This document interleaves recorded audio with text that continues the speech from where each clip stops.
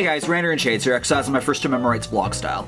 It should be no secret to most of my viewers that I'm not the most liberal guy out there. Some of the videos I've made and a quick glance at some of the channels I follow should imply that I am indeed what is known as an anti-SJW.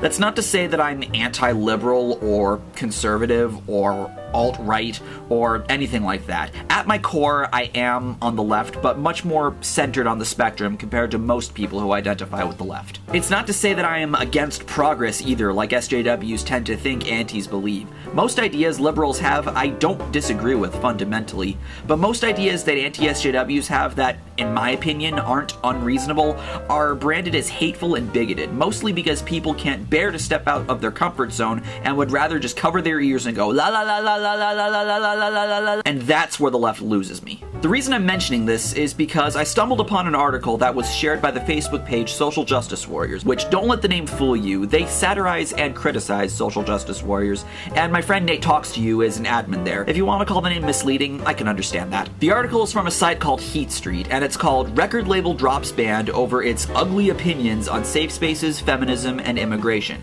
And I'm sure you can tell by now the direction this video is going to be going in. The band is called Dream Machine, and they're an indie alternative rock band from Austin, Texas. They remind me a bit of bands like LCD Sound System, the Mooney Suzuki, the Gripweeds, and bands like those that are a bit synthy and psychedelic. From what I've listened to of theirs, they sound okay. I'll link their Bandcamp in the description if you want to check them out, because you know how I am with promoting artists on Bandcamp. They only have one album called The Illusion that came out last May, and the label it was released from is a California-based indie label called Castleface Records.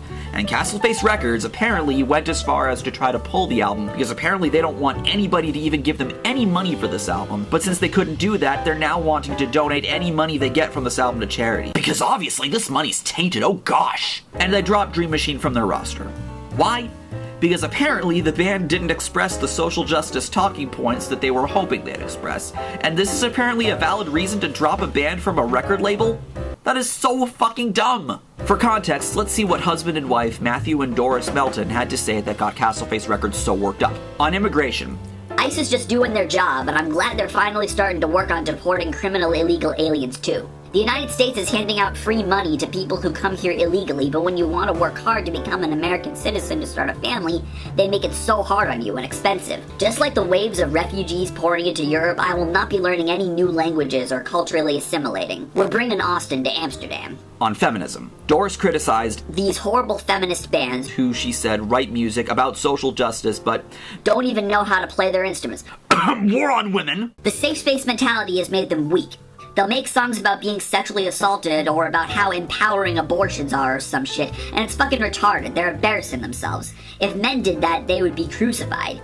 You see the longing for a gender supremacy under the guise of equal rights. On political correctness, American musicians are getting increasingly politically correct, and it started getting on our nerves. Safe spaces make people weak, and today people should be demanding liberty, not safety and comfort. Whatever happened to being punk? These days everyone is a bunch of spoiled crybabies and it takes the fun out of everything.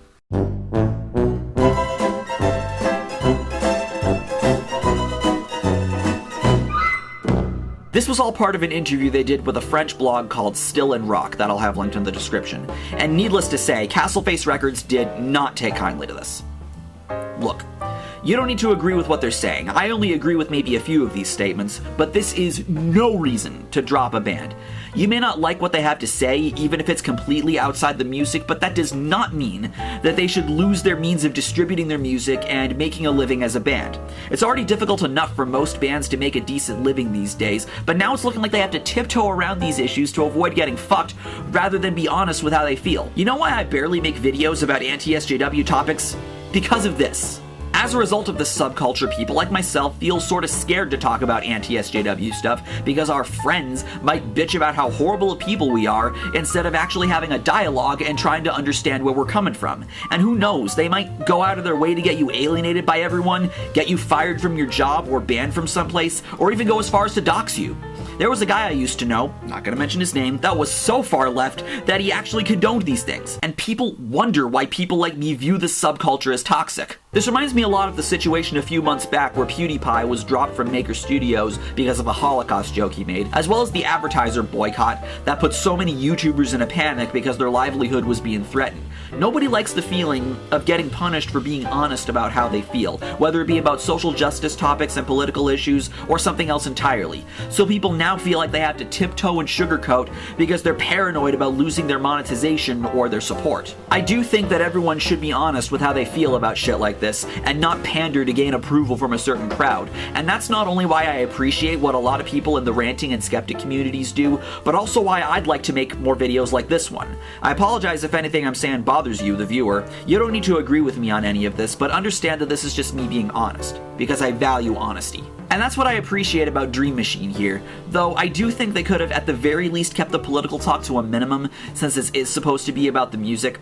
You know how I feel about musicians getting political when they don't have to. It's not only irrelevant to the music, unless you're Rage Against the Machine, System of a Down, Anti-Flag, Public Enemy, Talib Kweli, and artists like those, where a political message is part of their music, regardless of whether you agree with them or not, but it also leaves a portion of their audience feeling alienated. Of course, it's impossible to please everyone, which is why I always encourage people to find some appreciation in the musical elements if you can't get behind them ideologically, and of course, separate the art from the artist, which is what Castleface Records fails at doing. I made these exact points in my Buddy Nielsen video, and it applies just as well here. I'm able to still enjoy Census Fail's music, despite my lack of respect for Buddy as a PR man. I had people on that video, including one of Census Fail's guitarists, Zach Roach, claim that my problem was with his opinions. But if you watch the video and listen carefully to what I was saying, you'll find that that's not what my problem was.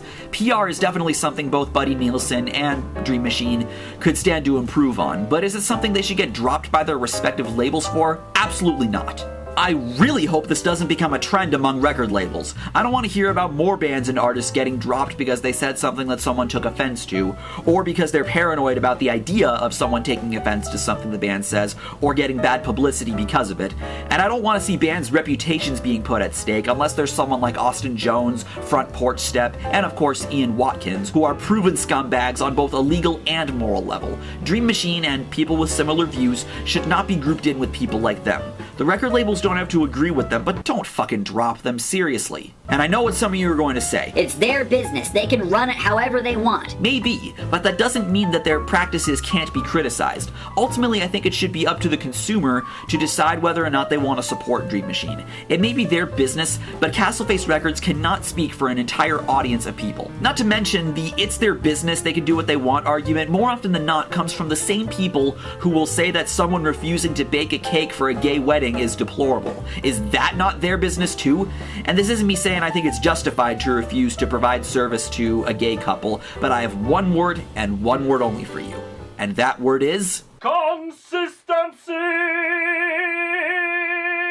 Should Dream Machine be held accountable for what they say or do? Yeah, nobody's saying they shouldn't be. But there's a difference between holding someone accountable for what they say and punishing them or censoring them for it, especially when it's not against the law. But Castleface Records should also be criticized. So with that said, shame on you, Castleface Records. Shame on you for tossing a band to the curb for something completely irrelevant to their music. Most of the time when bands get dropped from their label, it's because of a decline in album sales and the band not making the label much money. But here, it's because the band decided to be honest and not pander to the SJW demographic. It's fucking disgusting. In closing, to Dream Machine, I hope you guys are able to get back on your feet, and I'm sorry you had to deal with this label that clearly doesn't respect you. To Castleface Records, again, shame on you. Shame on you, and go fuck yourself. I'm Shades, and I'll see you next time.